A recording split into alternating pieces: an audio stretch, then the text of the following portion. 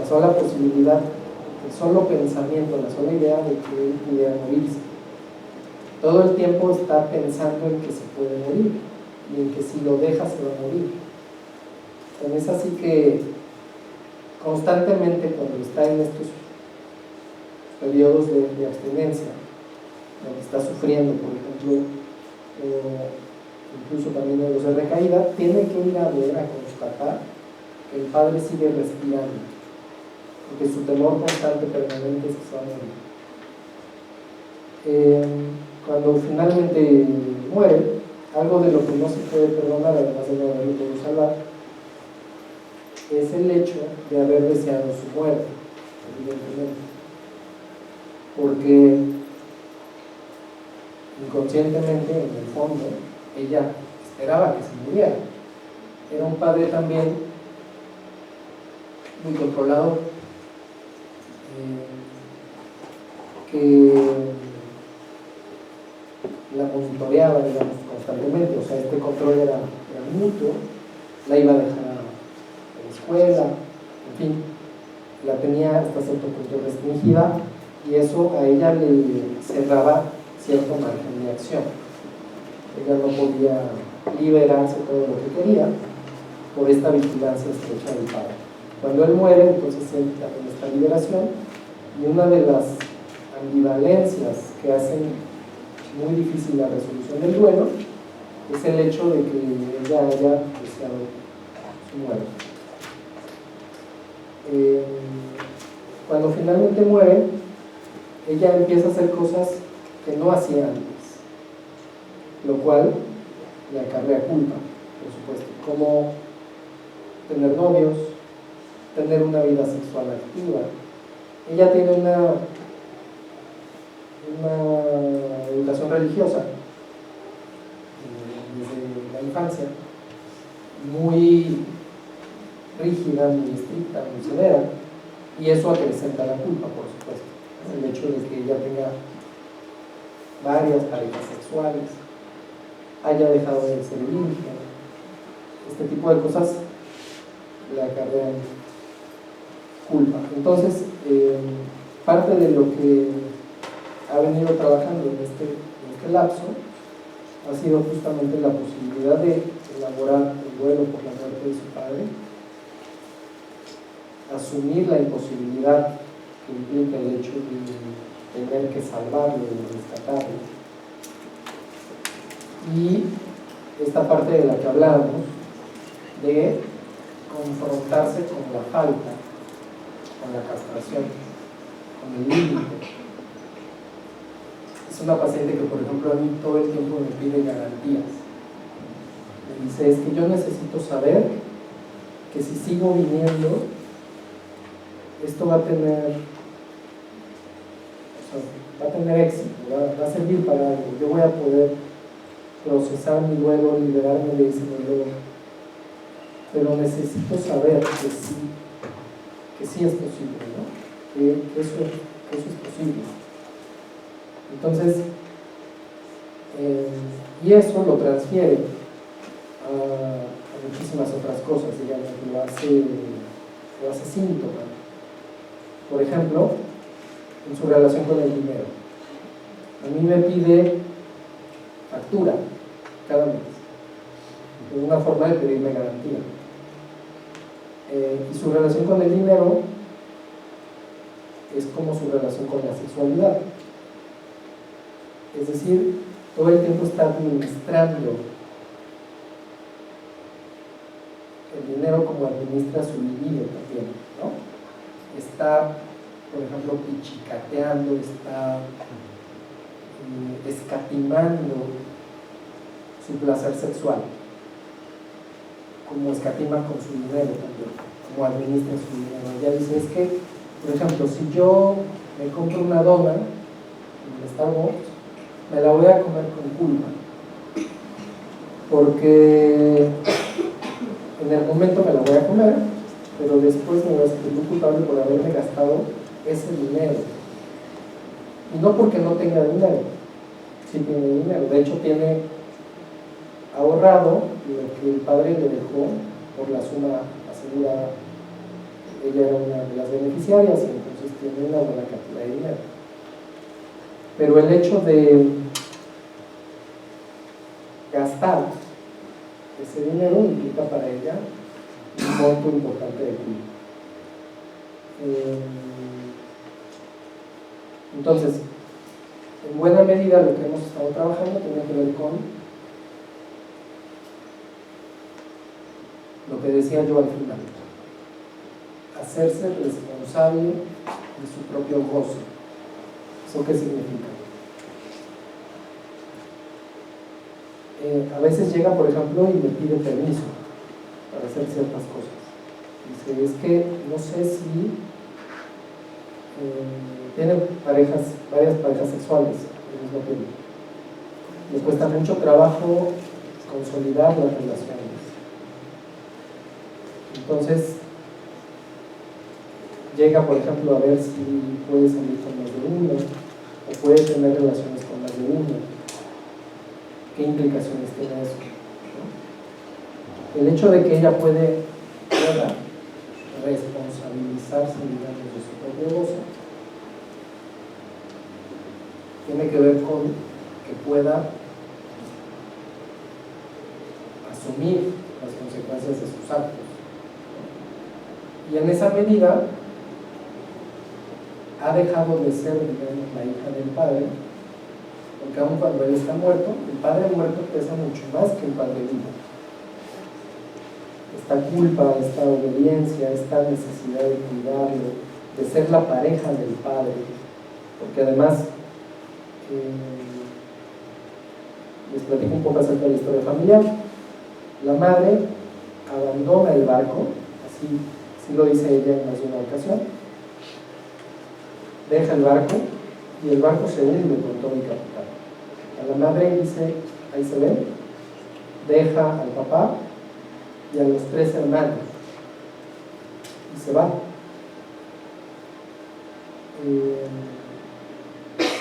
Y esta paciente asume el rol de hija parental, es decir, se encarga de cuidar al padre enfermo, alcohólico, etc. Y se convierte, en esa medida, se convierte en la pareja del padre. Entonces, el hecho de que ella, en el curso de este trabajo que nos venía haciendo, haya podido dejar la casa paterna para hacerse cargo de su vida, es un salto importante. Independizarse. Lo vive como una transición porque le genera terror, ese solo hecho. Lo vive como una traición, le cuesta mucho trabajo salirse porque ella siente que está desacatando, está traicionando, está siendo desleal al padre, porque la casa paterna le representa al padre también. Y bueno, finalmente puede salirse, lo vive como una transición porque se va a vivir a la casa, al departamento donde vivía la mamá. Echan cambio. La mamá regresa a su lugar de donde salió, ocupa su puesto de nueva cuenta de mamá y ella pasa a ser hija y se va al departamento donde vivía la madre. Y bueno, se enfrenta a una serie de dilemas porque el solo hecho de enfrentarse a un espacio vacío que tiene que habitar le genera horror. Ella tiene horror al vacío, a la falta, le genera muchísima ansiedad el solo hecho de enfrentarse a ese espacio vacío, a ese hueco, a esa nada que tiene que ir habitando. El solo hecho, por ejemplo, de decir es que las paredes están en blanco y eso me genera terror. Ante eso se tiene que salir, por ejemplo, no sé por qué está en su departamento. Se tiene que salir y buscar alguna de sus parejas sexuales o llevarlas ahí. En una noche puede recibir la visita de 2 o 3 de sus amigos porque no soporta ese vacío. Hasta que empieza a colorearlo, empieza a pintar las paredes, empieza a habitarlo, empieza a comprar muebles, pese a todo lo que eso representa para ella, el tema de estar. Entonces, a la fecha, ella, si bien no es una paciente adicta, la traigo a cuento porque ella se identifica con este rasgo adictivo del padre, esta alternancia entre momentos de abstinencia y consumo, intoxicación. Ella lo relaciona justamente con su actividad sexual. Y ella dice, por ejemplo, recaí. Iba muy bien, se había puesto en la abstinencia, incluso se pone a prueba y lo que hace es dejarse de tomar los anticonceptivos, justamente porque sabe que no le puede dar vuelo a la hilacha, ¿no? Entonces se tiene que contener, se tiene que abstener. Pero cuando recae es porque no pudo ceder a la tentación, digamos. ¿Ok? Vamos a dar lugar entonces a preguntas. 27. Sí. Y es algo que también me preocupa mucho porque ella todo el tiempo se está poniendo, hace como un balance. Todo el tiempo está haciendo como, estableciendo parámetros. Y diciendo, hace un año yo estaba haciendo tal o cual cosa. Y si no está a la altura de su estándar, eso le provoca depresión. Es un motivo para que se deprima. Si está viendo que hace un año estaba haciendo otras cosas más productivas, por ejemplo. Bien. No, casi 3. Dije que llegó conmigo hace más de 2 años. Casi 3 años. De hecho, apenas fue su aniversario. Creo que el jueves pasado. Aniversario luctuoso. Oye, ¿qué tan, no sé, cómo decir, tan productivo, tan, no sé, beneficioso, tan, no sé qué consecuencia puede llegar a tener esta parte donde tú dices, la mamá se regresa a la casa y ella se va al departamento de la mamá? ¿Qué tanta independencia puede haber ahí? O sea, no siento que el vínculo esté roto, ella sigue intercambiando un papel con la mamá, no sé. Sí, es cierto eso, pero por eso dije que era como una transición, porque ella tiene claro que eso no representa realmente una independencia, una emancipación, porque además paga una renta simbólica. Sin embargo, es un primer salto, es un primer paso hacia la independencia. Ella no puede relacionarse con hombres de manera estable, madura, no tiene relaciones formales de pareja. Pero sigue intercambiando el lugar con la mamá. ¿Por qué no buscó un lugar para ella? Que claro, no fuera el que ocupaba la mamá. O sea, sí, ella lo tiene claro, y lo que dice es que es como una especie de casa de medio camino. Eventualmente tendrá que moverse de ahí también, porque por supuesto, pero fíjate, en realidad es un primer paso, un primer momento que representa mucho, porque la mamá pudo regresar a su lugar original, digamos. En la cadena genealógica, la mamá volvió a ser la mamá y volvió a ocupar su rol, su lugar. Otro cambio importante que acaba de suscitarse es que el hermano se fue también de la casa porque le ofrecieron un trabajo en Guadalajara. Entonces cada uno se está haciendo cargo de su vida ya. La hermana es lesbiana y vive con su pareja, esa es la primera que se fue. Cada uno está como regresando al lugar que le correspondía. En las familias adictas los roles están trastocados, las jerarquías están invertidas, son familias disfuncionales. Tú eres terapeuta familiar, lo sabes perfecto, pero justo lo que está pasando es que hay un ordenamiento o reordenamiento de la cadena genealógica en donde cada cual llegó a donde tenía que estar, al lugar que le correspondía. Ella pasó a ocupar en ese momento el lugar de hija, de nueva cuenta. Claro que no es una independencia total, pero va para allá. Gracias. Gracias, doctor. Y no sé también qué les haya suscitado el otro caso del que les había antes. Que en realidad esa paciente duró mucho menos tiempo, si acaso un par de meses. Abandonó el tratamiento, lo abortó. Había tenido varios abortos. Y abortó también el tratamiento. Yo me regreso al caso que estábamos hablando. Ella siendo psicóloga, ¿qué pasa cuando te dice a ti que si hay una mejora? ¿Por qué está pasando eso por su mente? ¿Por qué pide si va a haber una mejora, que se sigue viniendo una mejora? Que si le voy a garantizar Ajá. que va a estar bien, que se va a cuidar, que ya no va a sufrir. Porque, fíjate, uno de sus síntomas, digamos que así va por la vida, es la imposibilidad de asumir la falta. Ella quiere tenerlo todo, le cuesta mucho trabajo renunciar.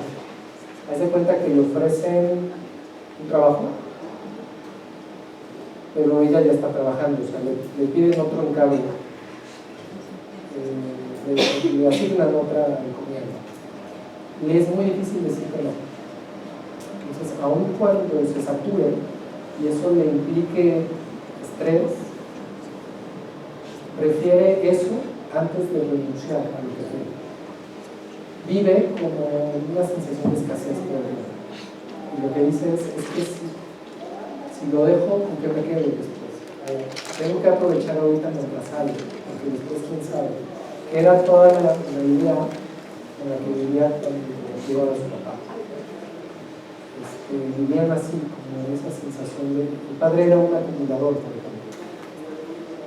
Su casa, el momento de que muere el padre, queda intocable, ella habla de una casa como fantasmagórica, porque está impregnado el olor a muerte. Y nadie se atreve a hacer nada, a tocar nada, ni a limpiar, ni a hacer nada. Hasta pasado algún tiempo, en una Semana Santa, por cierto, pueden como romper con eso y empezar a limpiar, a ordenar y a tirar y a exorcizar los fantasmas. Entonces sí, ella se vive todo el tiempo con esta sensación de estar en falta, de estar en escasez, de no poder renunciar y elegir es renunciar. El trabajo ha tenido que ver con eso, porque tiene que tomar decisiones, tiene que elegir, tiene que crecer. Yo creo que hay una diferencia cuando alguien llega a tomar una terapia por su propio pie a que lo lleve. Sí, pero la demanda se construye. O sea, aun cuando alguien llegue por su propio pie, no por eso hay una demanda genuina de tratamiento. De hecho, eso se construye en el curso de las primeras entrevistas. Una demanda de análisis, de tratamiento, donde el paciente empiece a preguntarse por lo que le pasa, por lo que le duele. Y cuando es así, se inicia formalmente el tratamiento.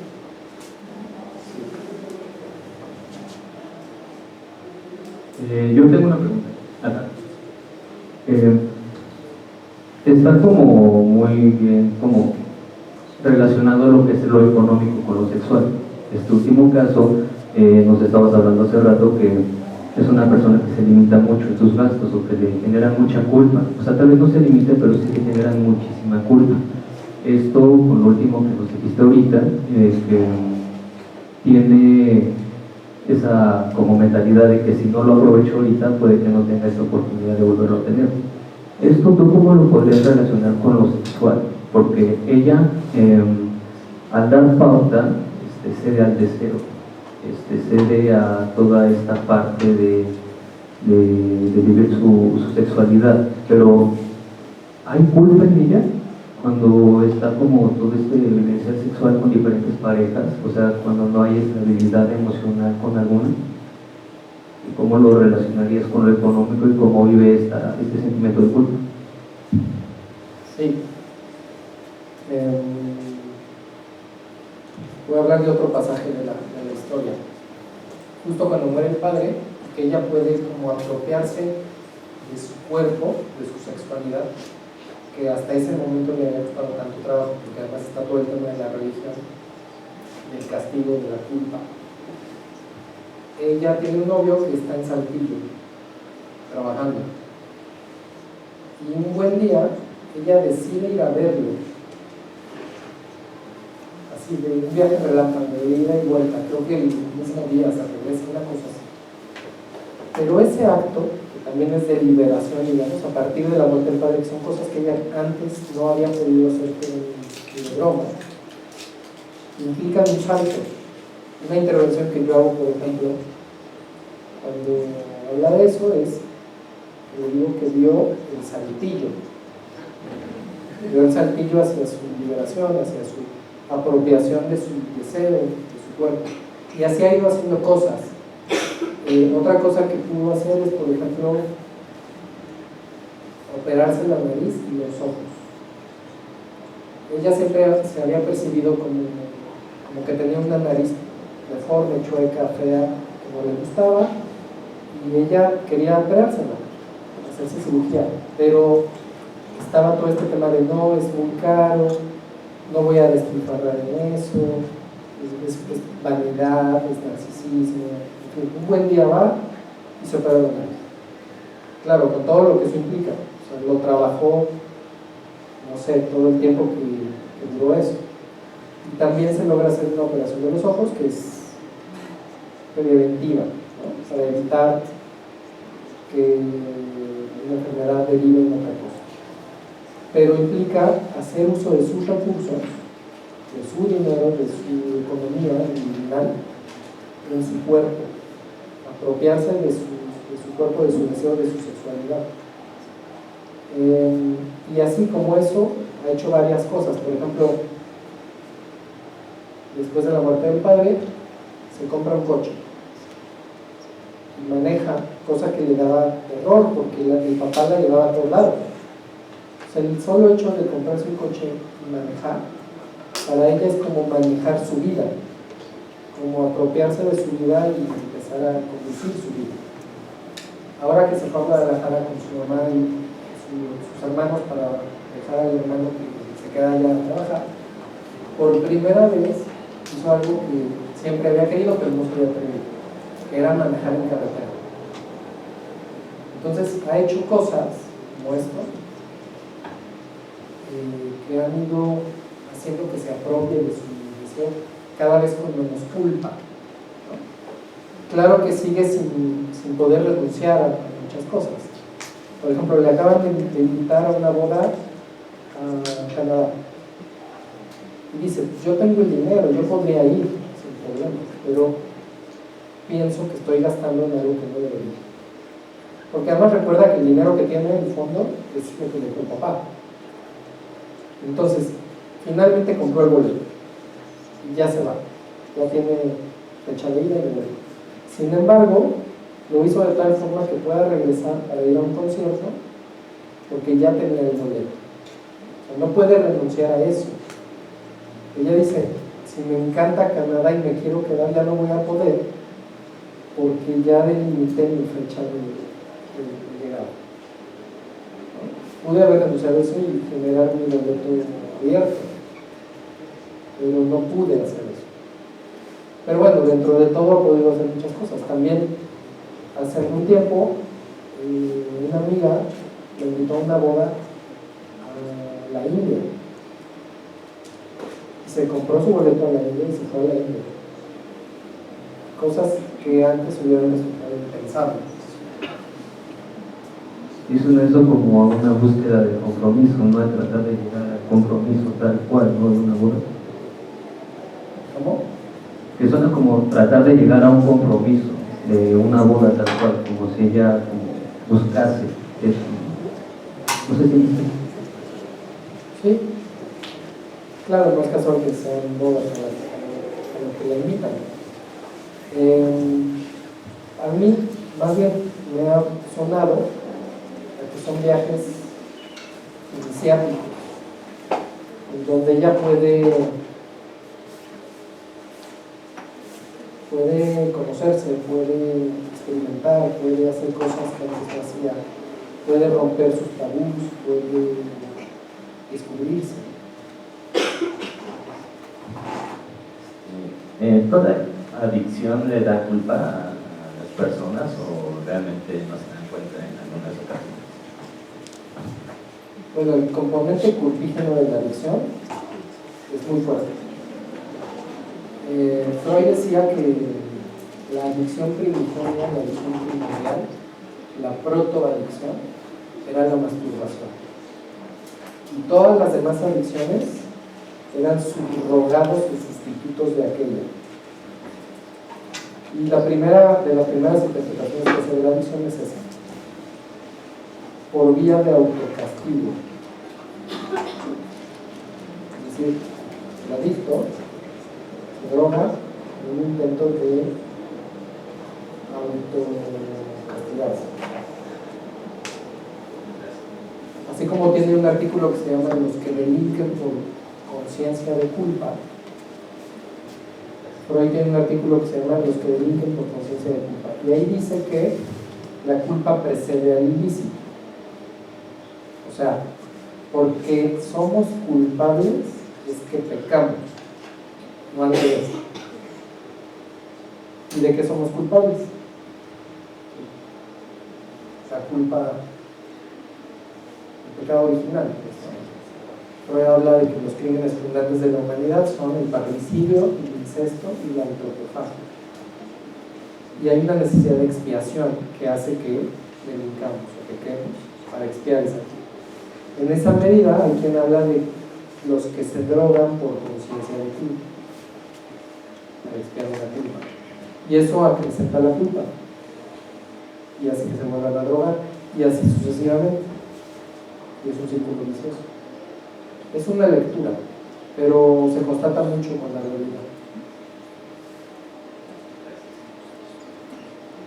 Pero entonces la culpa va creciendo o se queda, va creciendo. Va creciendo, es una bola de Aunque nieve. tienen una abstinencia de 5, 10, 15, 20 años, porque hay personas que tienen abstinencia de muchos años y recaen. Va creciendo.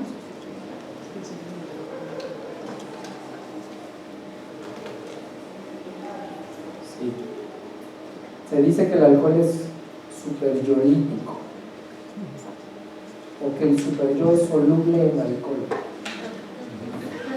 Entonces sirve para vivir la culpa momentáneamente, pero después eso crece, se hace más grande.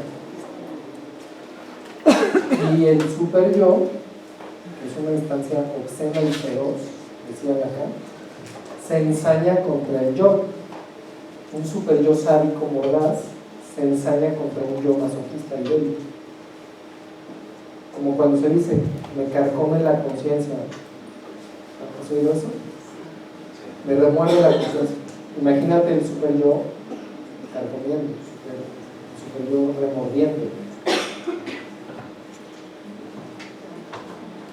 La culpa es algo que puede llevar a alguien a consumir. Un imperativo de goce.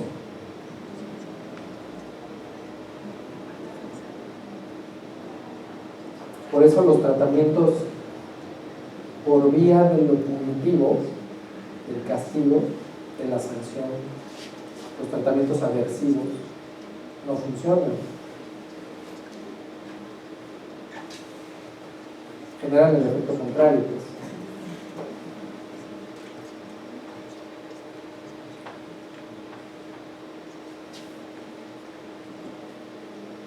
En tu primer caso tuviste algún tipo de avance a pesar de haber sido muy corto tiempo. Sí, bueno, lo decía, empezó a producir sueños, empezó a manifestar síntomas. O sea, ella decía que se vivía como muerta por dentro, como dislocada, rota, fantasmagórica, como una no existencia. Y en el momento en el que le empieza a doler el cuerpo, por ejemplo, ese es un síntoma de que está viva.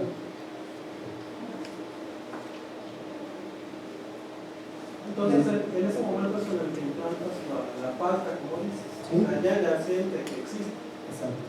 Ese efecto del tratamiento, de que está pudiendo poner en palabras ese sufrimiento mudo.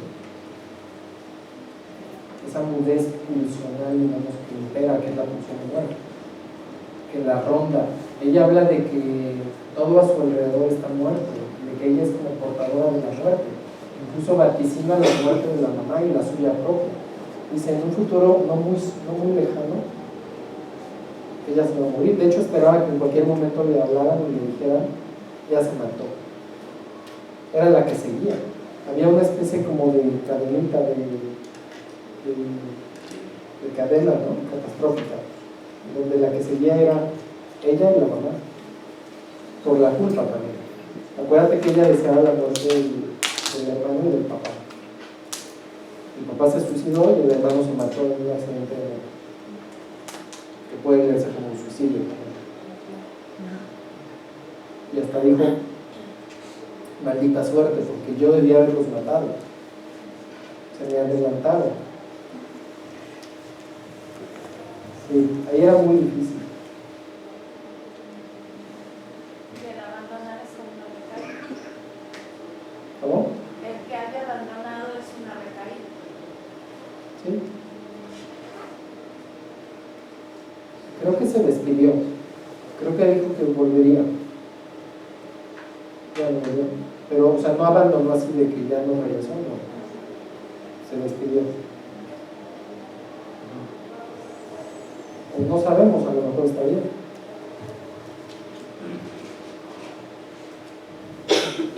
¿Cuál era la división de ella? Bueno, recurría a múltiples sustancias, cocaína, marihuana, y tenía un trastorno alimenticio. Sí. Pero ella usaba la droga como para anestesiar el dolor, para no sentir el dolor. ¿Y ella fue llevada? No, ella llevaba a la mamá y terminó quedándose. Sí. Oye, Mario, ¿y ese deseo de muerte cuando no te genera culpa? ¿Cómo? El deseo de muerte y la persona muere y no te genera culpa, Ah, ¿es que eres muy sano? no. Bueno, depende del caso. Otro paciente que tengo llega justamente porque la mamá muere en un accidente en apariencia trivial. Se cae de las escaleras, se pega en la cabeza y se muere. Y él llega porque dice, sorprendentemente no siento culpa. Y eso me genera más culpa. Porque, sorprendentemente no me duele su muerte. Al contrario, me siento liberado. Él llega porque no hace mucho tiempo que la madre murió, y entonces dice, me genera culpa el hecho de que No me sentir sienta culpa. aliviado de la muerte de mi madre. Es un paciente que desde niño su deseo es negado por los padres. Ellos le imponen su propio deseo. Su percepción del mundo, de la realidad, es negada. Entonces, manifiesta una sintomatología desde muy pequeño que es un fenómeno psicosomático, una enfermedad que se llama fibromatosis, que son una serie de tumores que él dice que pueden llegar a ser más de 100 en el cuerpo, que le salen, le aparecen y le desaparecen, porque además son algunos diminutos. Y los papás siempre le dicen, tú no tienes nada, tú no estás enfermo. Le niegan su enfermedad, su percepción de la realidad. Eso puede psicotizar a alguien. Entonces, Ya pasada la adolescencia, llegando a la adultez, él se hace tratar, se hace atender y le dicen sí, efectivamente tienes esta enfermedad. Pero los padres siempre le anulan, digamos, su percepción. Ante esta situación, porque además el padre es sumamente severo, exigente, inclemente, es un padre que se psicoanaliza a la fecha, aún siendo un adulto mayor, va con su psicoanalista, que es una vaca sagrada. No voy a decir el nombre porque Ya lo estás viendo. no lo conoce, pero va con su psicoanalista y O sea, y el psicoanalista, más bien el papá, llega al grado de decirle a su hijo: yo sé lo que te pasa, y le hace interpretaciones psicoanalíticas desde que era chiquito. Bueno, entonces el caso es que este paciente vive hecho bolas, literalmente. A los fibromas les llaman bolas, los papás, no les dicen por su nombre porque niegan la enfermedad. Literalmente el paciente vive hecho bolas. Digamos que el cuerpo habla, ¿no? El significante bolas se encarna en el cuerpo, hace síntomas.